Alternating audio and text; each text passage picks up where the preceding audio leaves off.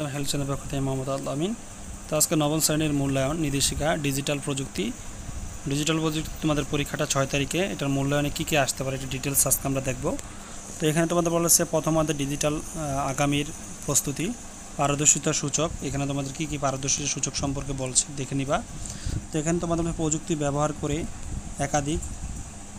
একাধিক উৎসের তথ্যের তুলনামূলক বিশ্লেষণ করতে হবে। 2 নম্বর বলছে প্রযুক্তি ব্যবহার করে একাধিক উৎস থেকে সঠিক তথ্য বাছাই করতে হবে। 3 নম্বর বলা হয়েছে ডিজিটাল প্রযুক্তি ব্যবহার করে বিভিন্ন সৃজনশীল কাজের পরিকল্পনা করতে হবে। এটা কিন্তু পারদর্শিতা সূচক পিআই হিসেবে এটা গণ্য হবে। তারপর তোমাদের বলা হয়েছে যে ডিজিটাল প্রযুক্তি ব্যবহার করে বিভিন্ন সৃজনশীল কাজের উপস্থাপন করতে হবে। তারপর বলা হয়েছে তোমাদের মেধাস্বত্ব রক্ষায় নৈতিক কাঠামো সম্পর্কে সচেতন সিদ্ধান্ত নিতে পারছো এবং মেধাস্বত্ব রক্ষায় আইনি সচেতনতাভাবে ব্যাখ্যা করতে পারছো। এখানে তোমাদের আর কিছু নির্দেশনা দেওয়া আছে, ভালো করে দেখে নাও। নির্দিষ্ট কাজ বা আচরণ, নির্দিষ্ট কাজ এবং আচরণের মধ্যে কী বলা হয়েছে ভালো করে দেখো। এখানে বলা হয়েছে সেশন 1-এর 2 সপ্তাহব্যাপী নোট বই এবং জার্নাল লেখা। 2 নম্বর বলছে 2 সপ্তাহব্যাপী নোট বই ও জার্নাল লেখা। এটা তোমাদের কিছু নির্দেশনা দেওয়া হচ্ছে। 4 নম্বর সেশনে বলা হয়েছে এর অনুসন্ধানী বা গবেষণামূলক নিবন্ধন, আর্টিকেল, ব্লগ লেখার পরিকল্পনা করা। এইগুলো একটু দেখবা। তারপর সেশন 6 বলছে এর গ্রাফ তৈরি করা। 8 বলা হয়েছে বুলেটিন তৈরি করা। 9 বলা হয়েছে বুলেটিন। তারপর 7 বলা হয়েছে সেশন 7 বলেছে নিজেদের লেখার কপিরাইট নিশ্চিতকরণ। তারপরে তোমাদের বলেছে শিক্ষণকালীন মূল্যায়নের পারদর্শিতা সূচক পিআই ইনপুট দিয়ে যাচাই করতে হবে। তারপর তোমাদের বলেছে অধ্যায় নম্বর 2 সাইবার ঝুঁকি সম্পর্কে জানি এবং তথ্য নিরাপত্তা বিশ্লেষণ করি। এটি একটু দেখে নেবে তোমরা পারদর্শিতা সূচক পিআই এর মধ্যে কী কী থাকতে পারে।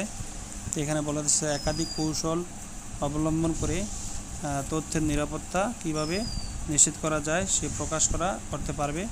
ইন্টারনেটের ঝুঁকির ধরন অনুসারে বিভিন্ন নিরাপত্তা কৌশল চর্চা করতে পারবে। ডিজিটাল প্ল্যাটফর্ম সংগঠিত বিভিন্ন অপরাধগুলো চিহ্নিত করতে পারবে। ডিজিটাল অপরাধের সামাজিক প্রভাব বিশ্লেষণ করতে পারবে।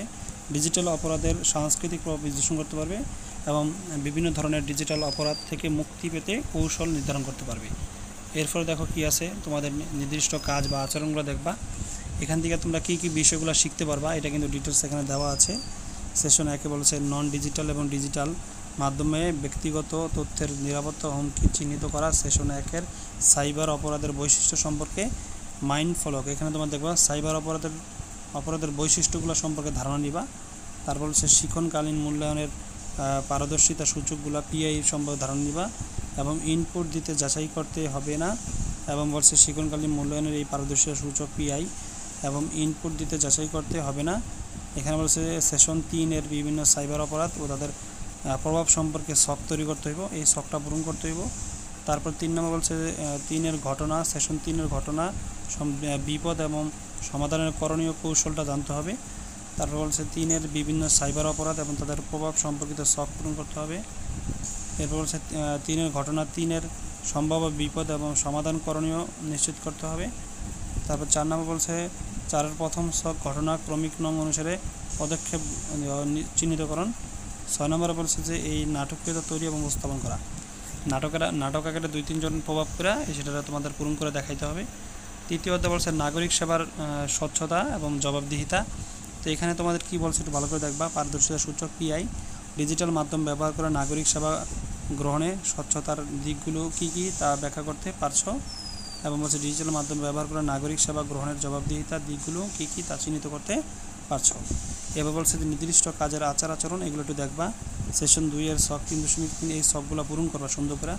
এই শখগুলো কিন্তু খুবই ইম্পর্টেন্ট, এটি তোমরা ভালো করে পরীক্ষার আগে দেখে যাবা। সেশন 6-এর 7 এবং 8-এর ওয়েবসাইট তৈরি করো এবং ওয়েবসাইটের স্বচ্ছতা এবং জবাবদিহিতা নিশ্চিত করো, এগুলো তোমরা ভালো করে দেখে দিবে।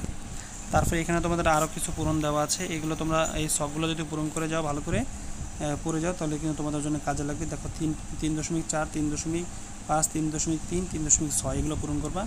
তারপর হচ্ছে সেশন 6, সেশন 7, সেশন 8-এর ওয়েবসাইট তৈরি করা এবং ওয়েবসাইটের স্বচ্ছতা বা জবাবদিহিতা এগুলো দেখে যাবা। তারপর তোমাদের হচ্ছে তোমাদের সমস্যা সমাধানের প্রোগ্রামিং পারদর্শিতা সূচক। এখানে 4 নম্বর বিভিন্ন বাস্তব সমস্যা টার্গেট গ্রুপের চাহিদা নিরূপণ করতে পারছো এবং কোন বাস্তব সমস্যাকে বিভিন্ন দিক থেকে বিশ্লেষণ করতে পারছো। এবং বলা হয়েছে কোনো বাস্তব সমস্যার জন্য ডিজাইনকৃত প্রোগ্রাম উপস্থাপন করা, এবং হচ্ছে কোনো বাস্তব সমস্যা সমাধানের জন্য একটি প্রোগ্রামিং পরীক্ষামূলক ব্যবস্থা ব্যবহার করা। তারপর এখানে পিআইগুলো দেখতে পারো তোমরা, এখানে পিআইগুলো কি বলছে। তো এখানে ফার্স্টে তুমি দেখো, তোমাদের এখানে বলছে যে শিক্ষণফলের মূল্যায়নে পিআই ইনপুট যাচাই করতে হবে। তারপরে এখানে তোমাদের শিক্ষণফল মূল্যায়ন ভারতীয় সূচক এগুলো দেখবা তোমরা। এখানে বলছে নির্ধারিত ইনপুট তালিকা তৈরি এবং প্রোগ্রামের শর্ত এবং লুপ ব্যবহার করে গাণিতিক অপারেশন তালিকা তৈরি করা। তারপর এখানে হচ্ছে 9 এবং 10-এর পাইথন প্রোগ্রাম লেখা। পাইথন প্রোগ্রামটা একটু ভালো করে দেখবা। এটা 11 নম্বর বলা হয়েছে যে শখ পূরণের জন্য ভুল ইনপুট ফলে প্রোগ্রামের তার প্রভাব বিশ্লেষণ করা। তারপরে তোমাদের এটা বলছে বাস্তব সমস্যা সমাধানের জন্য একটি প্রোগ্রাম উপযোগী পক্ষপাতহীনতা যাচাই করা। 11 নম্বর সেশন দেখবা প্রোগ্রামের ঝুঁকি নির্ণয়, কর্মপরিকল্পনা করা এবং প্রোগ্রামের যে পরিবর্তন আনা প্রয়োজন তা লেখা, নতুন প্রোগ্রাম লেখা। সেশন 11 নম্বর। 12 নম্বর বলছে দলের প্রোগ্রাম সম্পর্কিত তথ্য পূরণের প্রোগ্রাম মতবাদ ইত্যাদি যাচাই করা। এই ছিল তোমাদের নবম শ্রেণীর ডিজিটাল প্রযুক্তি। বিষয়টা কেমন হয়েছে অবশ্যই কমেন্টস করে জানাবে। ভালো লাগে লাইক কমেন্ট শেয়ার করতে ভুলবে না। আল্লাহ হাফেজ।